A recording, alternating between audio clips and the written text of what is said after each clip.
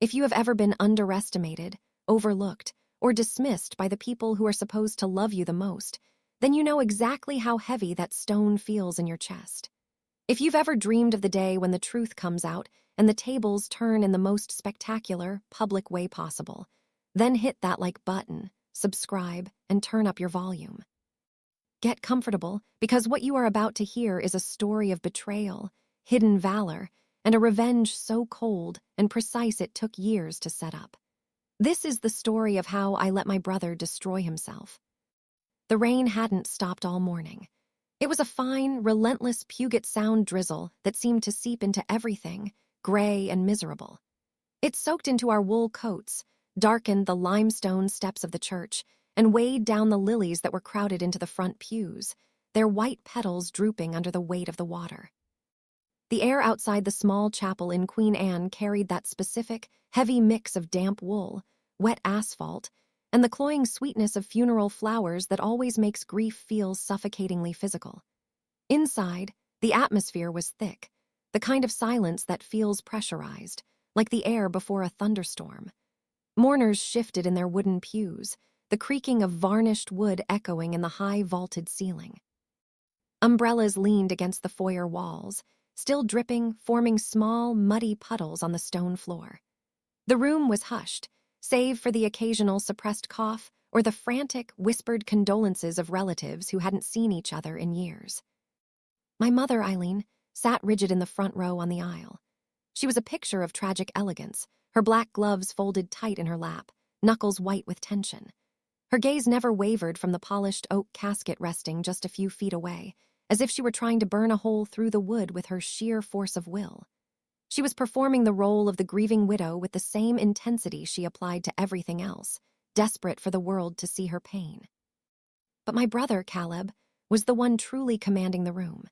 He moved through the clusters of grieving friends and business associates as though the funeral were just another networking event, a stage built solely for his performance. Dressed in a tailored charcoal suit that probably cost more than my car, he shook hands with practiced ease, flashing that broad, insincere salesman's smile that had always gotten him out of trouble. He slipped effortlessly into stories about a new property deal in Bellevue, weaving his own professional success into the solemn occasion without missing a beat, as if closing a commercial real estate deal was a suitable eulogy for a war veteran father. People nodded along, eager to please him, desperate to be close to the perceived source of power in the family, and he basked in it as always. He fed on it. Then a retired colonel who had once served with my father approached me quietly. I had seen him at a few family functions over the years, a man with a spine like a steel rod and eyes that had seen too much. He stopped in front of me, his voice softened by grief, rumbling low and respectful. He looked at me, really looked at me, not through me. "Your father was proud of you," he said, his eyes searching mine with a sincerity that made my chest tighten, almost painfully. For a moment, just a fleeting second, I thought I might finally be seen as more than a shadow, more than the disappointing daughter who never married a lawyer or brought home a six-figure bonus. But before I could answer, before I could even draw a breath to thank him, Caleb swooped in. He moved like a predator sensing weakness, draping a heavy arm around my shoulders, pulling me under his weight as if to remind the colonel, and me, exactly where I stood in the pecking order. He smelled of expensive cologne and entitlement. "Don't mind my sister," Caleb said, his chuckle slick with condescension, vibrating against my collarbone. "She does it work, calls it service, but really she's more like the coffee girl." His words carried easily in the hushed air, silencing the nearby conversations. A ripple of polite, awkward laughter spread through the group around us. It was the laughter of people who were uncomfortable, but wanted to be on the side of the one with the power. The colonel's smile faltered, his brow creasing as though he knew something wasn't right, as if the military radar in his head was pinging a violation of the code of honor. But he stayed silent, perhaps deferring to the grief of the moment, or perhaps not wanting to cause a scene. I forced a tight, plastic smile, the kind I had mastered over decades of being diminished. Holiday dinners turned into interrogations about my career choices, and family gatherings where my existence was treated as a clerical error. I felt the cold settle into my chest, a familiar numbness. The laughter around me rang louder than the church bells outside, louder than the organ music. I stood still, hiding the sting behind a mask I had worn far too long. I didn't correct him. I didn't scream that I had spent the last 3 years monitoring critical infrastructure threats. I just stood there and took it, the coffee girl. That night, when the house was finally quiet and the rain still beat a rhythmic, relentless tattoo against the windows of my childhood bedroom, my phone lit up in the darkness, cutting through the gloom. Julia Rios's name flashed on the screen. My attorney, and one of the few people who knew the truth. I answered, and her voice was steady, almost surgical in its calmness. She told me she had received a sealed envelope from the Department of the Air Force, couriered directly to her firm. "If Caleb pushes this," she said, her tone leaving no room for misinterpretation, "if he tries to challenge the will or disparage your name based on your service, we'll use it. But you need to stay calm, Veratus. This fight won't be like the ones at the dinner table. You can't win a shouting match with a narcissist, but you can bury him with paper." I sat in the dim light of my room, surrounded by boxes of my father's old books and the smell of old paper, watching the rhythm of the rain tapping steady on the glass. I knew with absolute certainty that the next battle wouldn't be fought over whispered family gossip or passive-aggressive toasts at Christmas. It would be decided in a courtroom, and for the first time, I held the trump card. A week later, the lawyer's office in Pioneer Square felt heavy with its own history. It was a space designed to intimidate, with exposed brick walls that whispered of old money, oak shelves lined with thick binders of legal precedent, and warm amber light spilling across the long mahogany table where we all sat. My mother's black gloves rested neatly in her lap again, her face tight with quiet expectation, looking at Caleb as if he were the executor of the universe. Caleb lounged in his chair, his cufflinks gleaming under the desk lamp, smirking as though this reading of our father's will were just another business deal he was about to close. The lawyer, a man named Mr. Henderson who had known my father for 40 years, cleared his throat nervously. He began with the formalities, reading through the standard division of assets. The estate was to be divided evenly. The house, the accounts, the property all split down the middle. Then he paused. He adjusted his glasses, his hand hovering over a specific page, and read a final line written in our father's own shaky, distinctive handwriting. "I wish to acknowledge Veritas's quiet service. It is the backbone of this family's safety, even if unseen." The words seemed to hang in the air, suspended in the silence like dust motes. Caleb's hand shot out, snatching the papers before the lawyer could lower them to the table. He crumpled the edge of the document in his fist. "Service!" he barked, his voice sharp, almost mocking, echoing off the brick walls. He looked at me, his eyes blazing with a contempt so pure it felt like heat. "What service? She made this up. She's conned you, Henderson." "She conned Dad while he was dying, pretending she was something she's not to get a bigger slice of the pie. It's pathetic." My mother shifted in her chair, her sigh heavy and dramatic. She shook her head with disappointment, the sound cutting through me like a knife. She turned her gaze to me, not with sympathy, but with a weary mix of shame and reproach, as though my father's final words were an embarrassment to her, a lie she had to manage. "Veratus," she whispered, her voice trembling, "why would you let him write that? You know Caleb is the one who carries the family name." The heat rose in my chest, a flare of anger, but I didn't argue. Instead, my mind was pulled away from that room, back into the silence of nights on duty. I was sitting in a locked, windowless room under humming fluorescent lights that buzzed like angry hornets. A headset pressing into my ears, the cord dangling dangerously close to my coffee cup. "Echo Ridge, stand by for Title 10, the voice had commanded. The command would come without warning, often at 3 in the morning. Screens filled with cascading green code that looked like gibberish to anyone else, but told me the story of an incoming digital siege. The smell of stale coffee clinging to the air, mixed with the metallic tang of overheating servers. My heart pounding with the weight of knowing a single keystroke could protect the power grid for the entire western seaboard or plunge millions into darkness. That was my service. A service of staring at screens until my eyes bled, of preventing attacks on water treatment plants and hospitals, a service no one at that table could ever imagine or appreciate. Caleb slammed the will back onto the table, the sound like a gunshot in the small room. He gave a cold, humorless laugh. "I'll take this to court. Let's see how long your little fantasy holds up under oath. I bet you've never even fired a gun, have you, sis? I bet you've never left your desk." I sat frozen, staring at my father's handwriting. A single sentence, simple, almost tender, had ignited a storm. It didn't take long. The following week, Caleb filed his petition at King County Superior Court. The heavy packet of papers arrived at my attorney's office, thick and menacing. The top page, bold and accusatory, screamed the words, "Stolen Valor." My father's legacy had been reduced to an allegation of fraud, printed in black ink for the court to weigh. He was suing to have the will invalidated on the grounds of fraudulent representation. The first mediation session was held in a cramped, windowless conference room in the basement of the courthouse. Fluorescent lights buzzed overhead, casting a sickly pallor on our faces.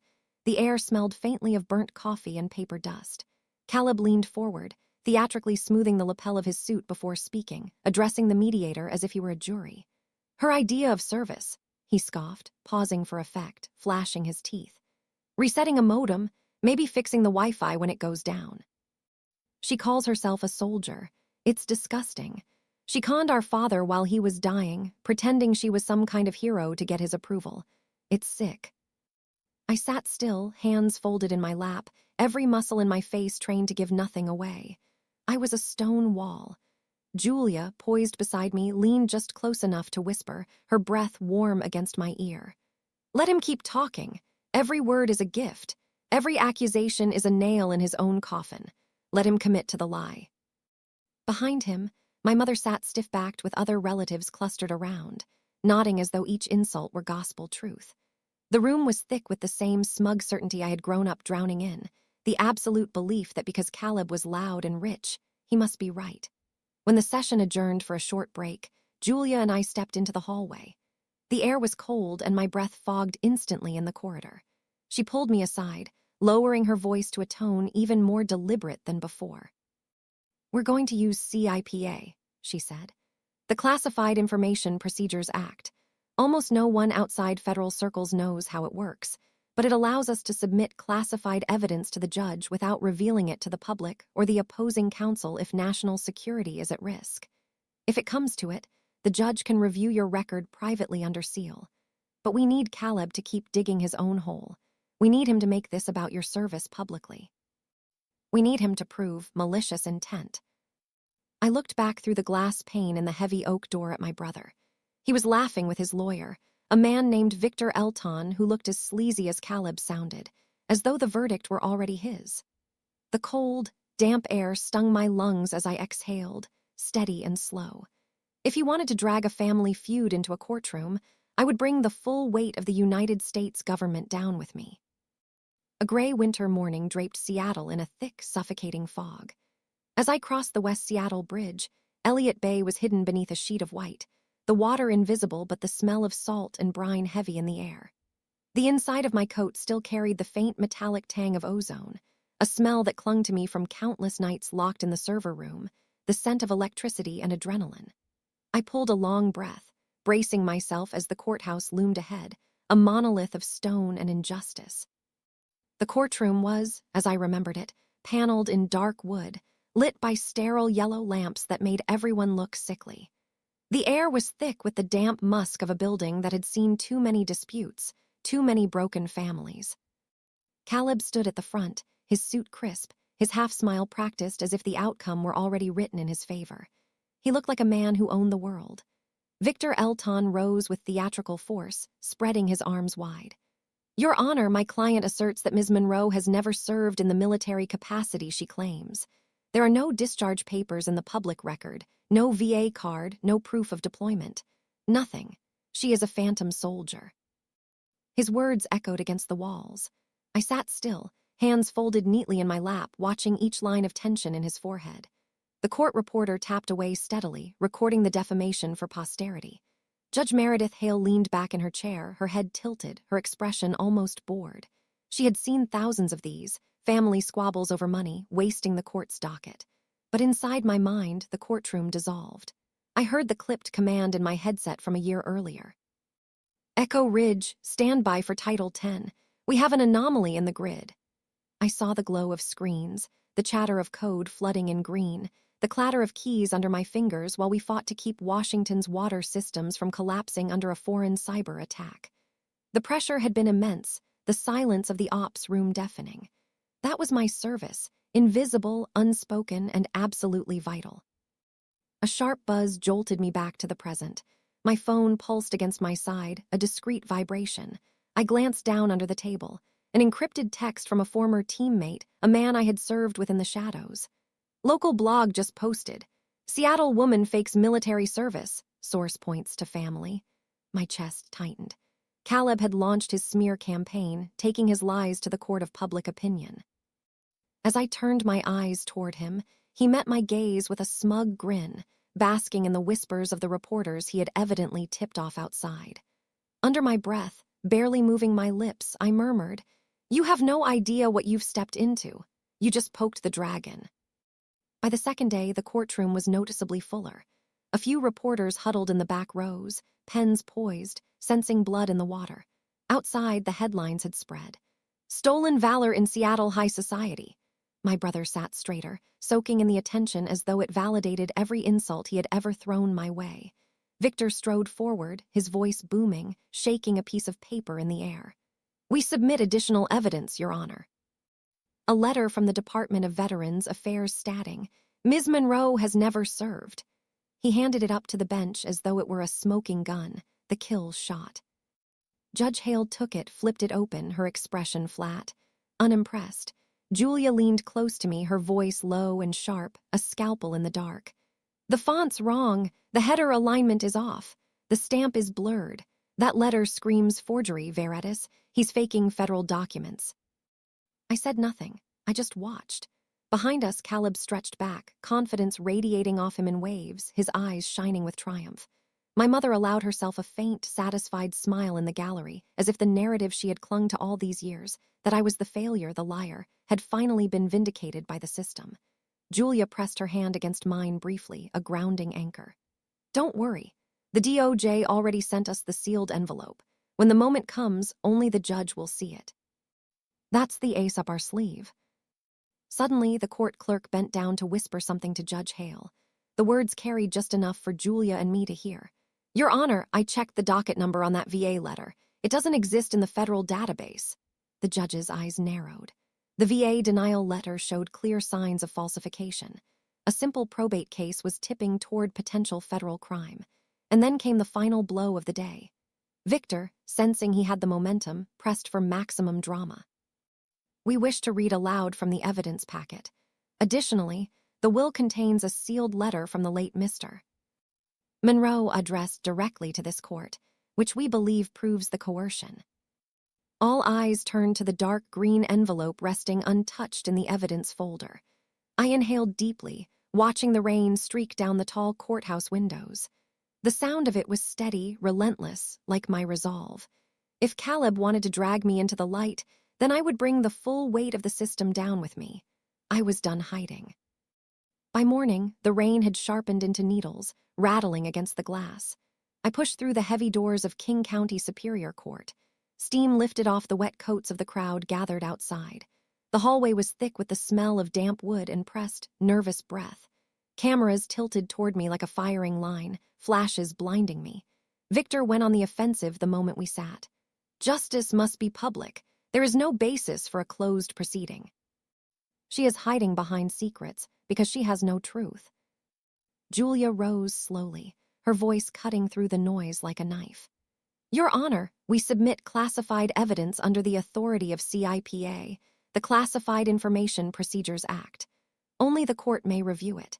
It will not enter the public record because the nature of Ms. Monroe's service involves matters of national security that cannot be exposed in open court." Caleb folded his arms, a smirk hooked at one corner of his mouth. "If it's real, why hide it? If she's a hero, why doesn't she want us to see it?" Judge Meredith Hale frowned as the bailiff handed up a sealed envelope stamped in bold, read by the Department of Justice. She turned it in her hands, irritation puckering her forehead until her eyes dropped to the return address line on the face. "Office of the Director of National Intelligence." Her posture snapped upright. The casual boredom vanished instantly, replaced by the rigid alertness of someone who realizes they are holding a live grenade. One palm settled over the seal, as if to physically keep the room from seeing what she had just understood. A reporter from the back row popped up, trying to catch a photo of the envelope. "Sit down," the bailiff barked, lunging to block the camera. "No photos, clear the gallery now." The air thickened to a hush. Julia leaned toward me, her eyes fierce. "If she opens it at the bench," she whispered, "Caleb has no off-ramp, he's trapped." I looked across the aisle. Caleb was still grinning. He didn't realize the institutional blade had already left its sheath.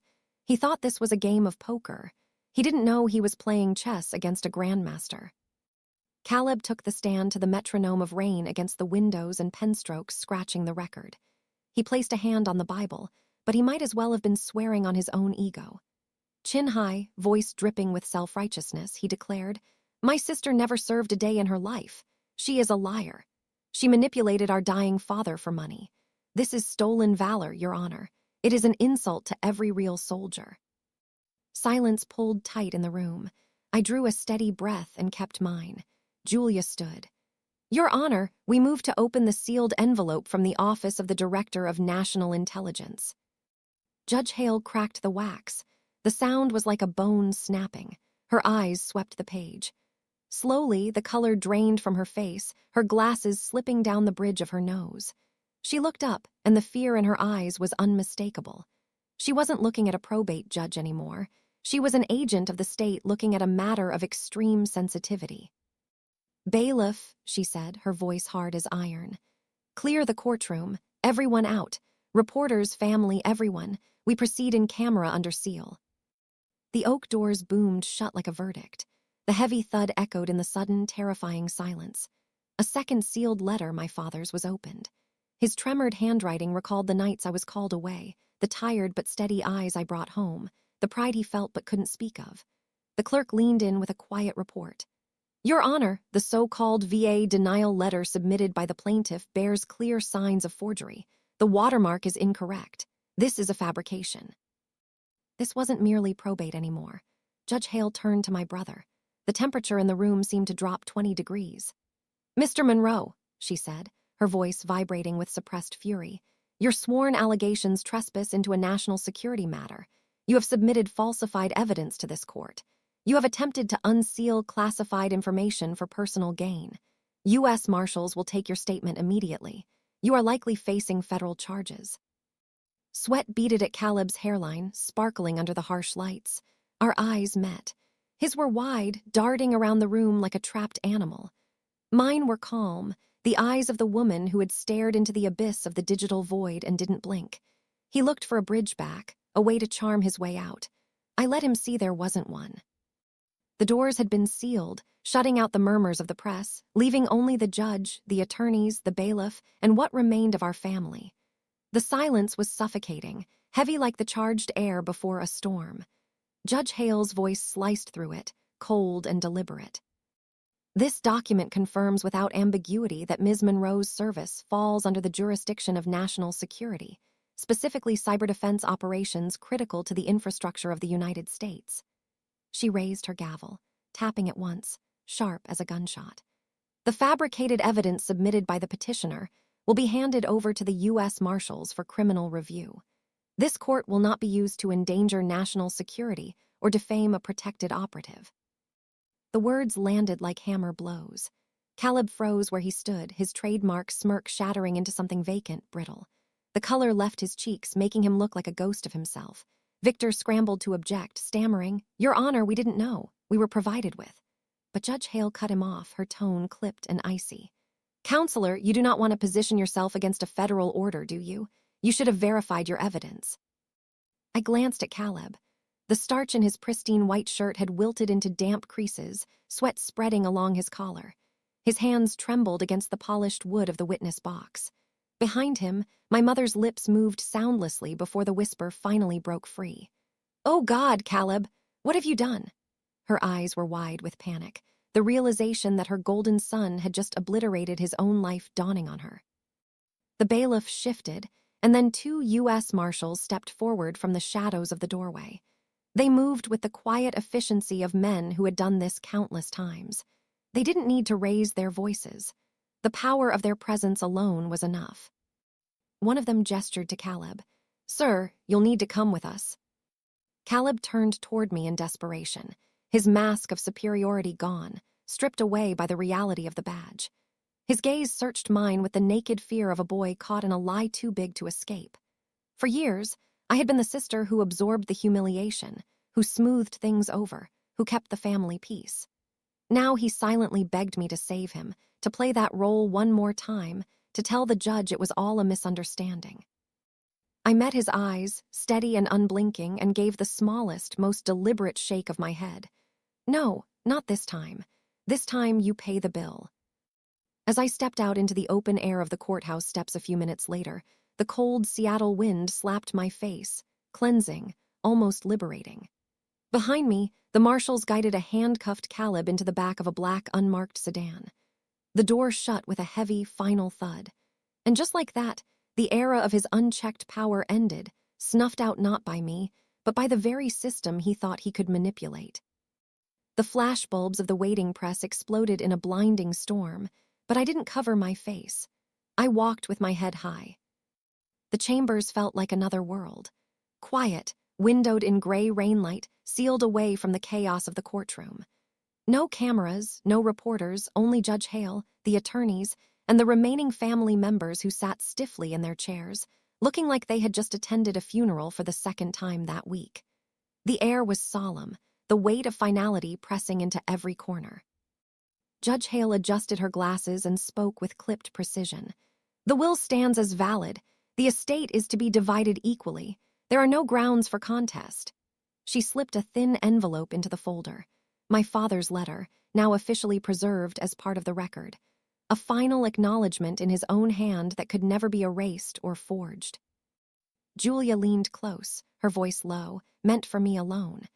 "The real victory isn't the money, Veritas. You've reclaimed your story. They can never take that away from you now." Across the room, my mother and the others sat hollowed out, still reeling from the implosion of Caleb's case. His absence was louder than his presence had ever been. Only the steady patter of rain against the tall windows filled the silence. When the papers were slid toward me, I signed my name with deliberate calm. The pen scratched across the page, the last line in a battle that had consumed so much of my life. As I set it down, a quiet breath escaped me, a sigh not of relief, but of release. The fight was over. Yet in that silence, I could hear the chime of something beginning. Months later, I sat in a modest conference room at Camp Murray. The walls were lined with flags and unit crests. I wore my Air National Guard uniform, pressed and straight, the fabric stiff against my skin. The American flag hung quietly on the wall, sunlight spilling warm across the plain rows of chairs. The commander, a man who had been in the room with me during the Title 10 alerts, pinned a citation to my chest. His words were measured, devoid of the pomp Caleb loved so much. For quiet and dedicated service in defense of national infrastructure. For actions above and beyond the call of duty in the face of invisible threats. There was no applause, only the firm grip of handshakes and the steady recognition in the eyes of those who knew what it meant. My mind drifted back to the long nights at the keyboard, the glow of green code on the screen, the hum of servers, the bitter taste of cold coffee at 4:00 a.m. That had been my battlefield. It wasn't pretty, and it didn't come with a parade, but it was real. My phone buzzed in my pocket, pulling me back to the present. I pulled it out, a message from my mother. It read, "Caleb is in deep trouble. The lawyers say he might do time. Please, Veritas, you have to help your brother. Call him." I read it twice, the words blurring on the screen. I thought about the rain on the church steps. I thought about the stapler comment. I thought about the forgiveness she had never once offered me. With a calmness that surprised even me, I calmly blocked the number. I put the phone back in my pocket and looked out the window at the base. Later that evening, I stood by the railing on the ferry, the wind whipping my hair around my face. The weight lifted later by Elliott Bay. I watched the ferry slip into the dark water, its horn rolling low and mournful across the sound, mixing with the cry of gulls. The city lights of Seattle sparkled in the distance, a grid of millions of lives going about their business, safe and warm, oblivious to the wars fought in the dark to keep them that way.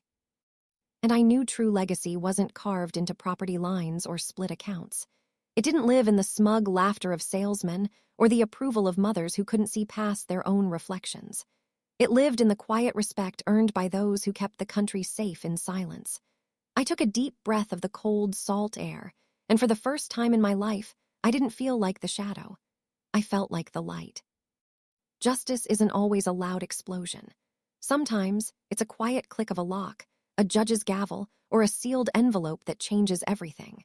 We often think of revenge as getting even, but sometimes the best revenge is simply letting people expose who they really are.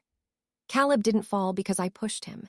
He fell because he tried to build his empire on a foundation of lies about me, and he didn't realize the ground beneath him was solid rock.